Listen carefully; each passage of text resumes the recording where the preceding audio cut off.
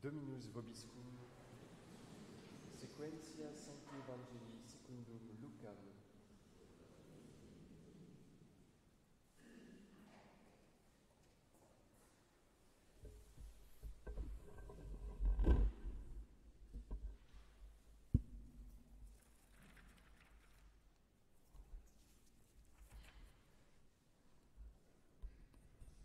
En ce temps-là, comme une foule nombreuse se rassemblait, et que de toutes les villes on venait à Jésus, il dit en parabole, « Le semeur sortit pour semer sa semence, et tandis qu'il semait, il en tomba au bord du chemin. Elle fut piétinée, et les oiseaux du ciel la mangèrent. Il en tomba aussi sur la pierre, et quand elle eut poussé, elle sécha, ne trouvant pas d'humidité. Il en tomba au milieu des épines, et les épines qui poussaient avec elle l'étouffèrent. Il en tomba dans la bonne terre, et quand elle eut poussé, elle donna du fruit au centuple. Ce disant, il s'écriait, « Celui qui a des oreilles pour entendre, qu'il entende. » Ses disciples lui demandèrent alors ce que signifiait cette parabole. Il leur dit, « À vous, il est donné de connaître les mystères du royaume de Dieu, aux autres, cela est donné en parabole, de sorte que, voyant, ils ne voient pas, entendant, ils ne comprennent pas. Voici ce que signifie la parabole. La semence est la parole de Dieu. Ceux qui sont au bord du chemin sont ceux qui entendent. Ensuite vient le diable et il ôte de leur cœur la parole, pour empêcher qu'ils ne croient et soient sauvés.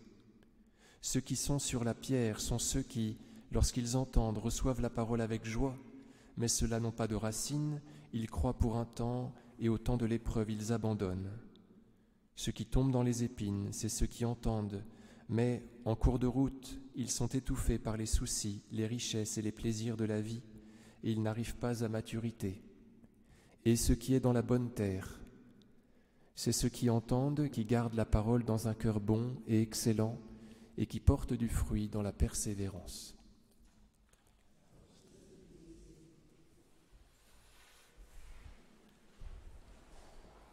Au nom du Père et du Fils et du Saint-Esprit, ainsi soit-il.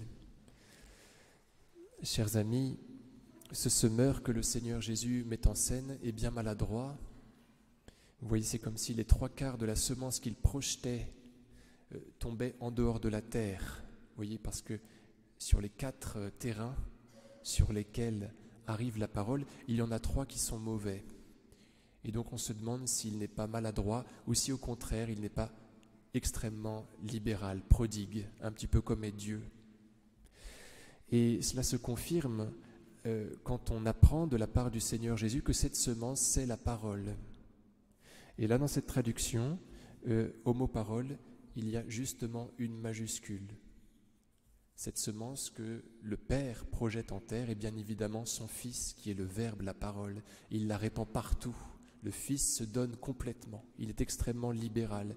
Il va même là où il n'est pas attendu. Et les siens ne l'ont pas reçu.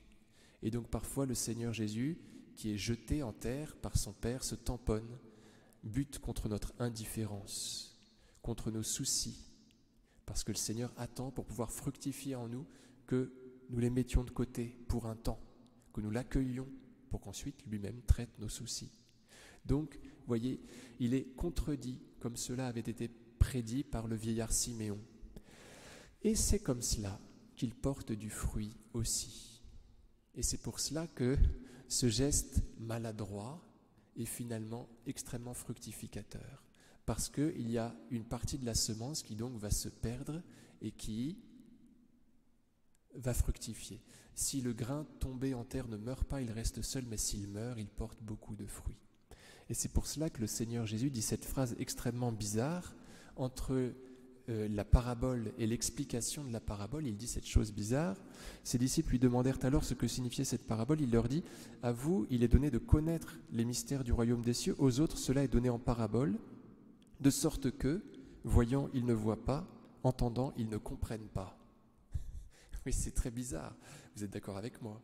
C'est comme si le Seigneur Jésus disait, je ne parle que en petites histoires explicatives pour que personne ne comprenne rien. Je pense qu'il y a un petit peu de provocation de la part du Seigneur Jésus.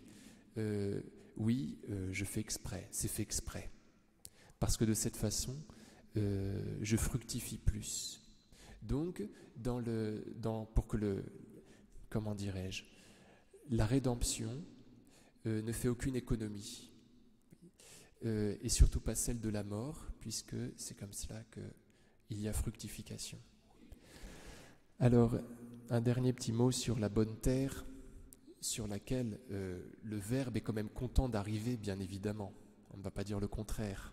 S'il tombe sur la pierre, alors il va mourir et fructifier à la bonne heure. Cependant, le Seigneur Jésus aime être accueilli.